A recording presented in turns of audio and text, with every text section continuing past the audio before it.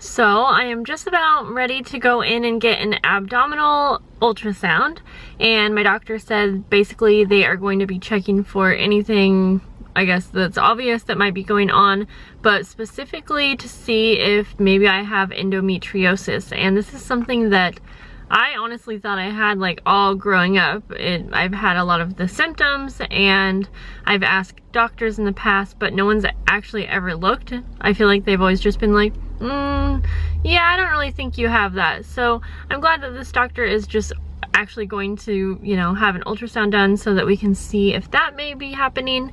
And then I have some other tests coming up in this week and next week, so I'll keep you guys posted on that too.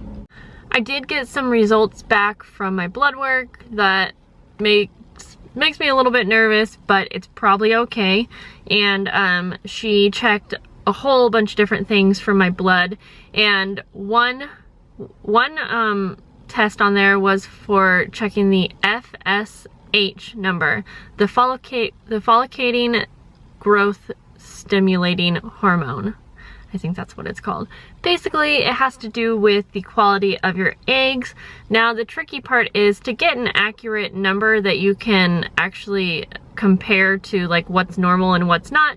It has to be done on basically, I think, cycle day 3, like exactly, or maybe it was cycle day 4. Basically, it's a specific day. Now, she didn't take my blood on that day because I happened to come in on cycle day 7, but she figured she was just gonna check my blood for other things, and so she checked it for that as well. So when they called to give me the results, she did let me know she wants me to redo that when I am on cycle day 3 again, and she said not to worry about it. She said it's most likely elevated just because it was not the correct cycle day, but it could be something that's going on. So it's kind of frustrating that I even got that number, because now all I can think about is, you know, like maybe it really is a high number. So it was 10.5, and apparently, I don't remember, that's pretty high. That could indicate, I guess, low quality eggs. And you can correct me if I'm wrong, because I don't know too much about it, just what I've read and researched. But again, I need to try and not worry about that, and it's not like on my mind, but I wanted to mention that to you guys. So that will be redone, you know, in a few weeks when I am back to cycle day 3. I do have to get a mammogram, and that is in a couple weeks because my mom did have breast cancer at a very early age. And so, since I'm 33, I have to get that. I'm not nervous about that. I think that will be okay. My mom did not have the gene, the genetic gene. So I'm not like 100% obviously going to have breast cancer, but it's good to get things checked out, especially if your mother had it. And then I am also possibly going to be getting an HSG. And basically they push dye through your fallopian tubes, and they use like an x-ray machine to check for any blockages in your tubes, and if there were blockages that could be keeping you from getting pregnant, obviously. But the kind of cool thing about this test is that for some reason, after getting this test done, they say that for up to 3 or 4 cycles, you have a heightened fertility chance. So you have a higher chance of getting pregnant, basically because it's kind of cleaning out your tubes and making everything like a smooth pathway. And so I've heard that it can be a little painful if you did have any blockages, but other than that, it's not too bad, just from what I've heard other people say. I was a little bit nervous at first. You are awake for the test, and apparently you just can take a couple ibuprofen and you're good to go. So I believe they take a catheter and put it through your cervix. I read somewhere that they actually use a little balloon to dilate your cervix if needed to get the catheter through. I don't know if that's, again, I don't know if that's the procedure that I would, or if that's what they would do to me.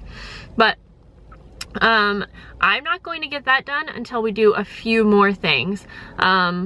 So yeah, Hans is actually gonna get a sperm analysis done again. He's had one a while ago and everything was good, but we'll get that again before we do an HSG.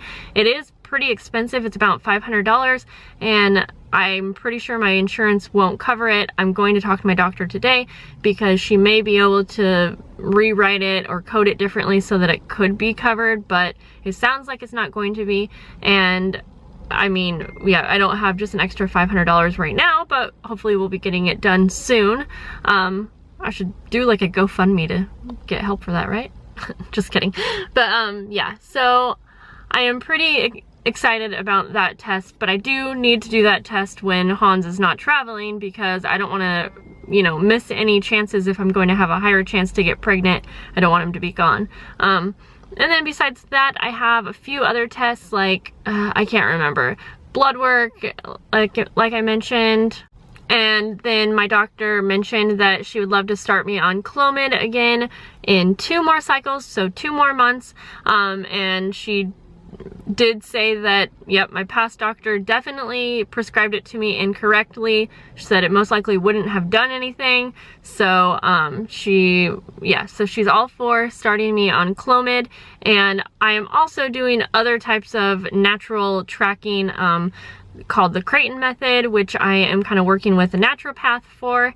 But I am totally not against doing Clomid, but maybe in like 2 more months. So I'll have the next 2 months to focus on like just testing, seeing if anything is wrong, and doing more natural tracking to see if I can figure out anything out with my body. And then in 2 months, if everything still looks the same, start Clomid. And she would start me at a higher dose than 25 milligrams, which I was on because that's a weird dose. That's like way lower than low.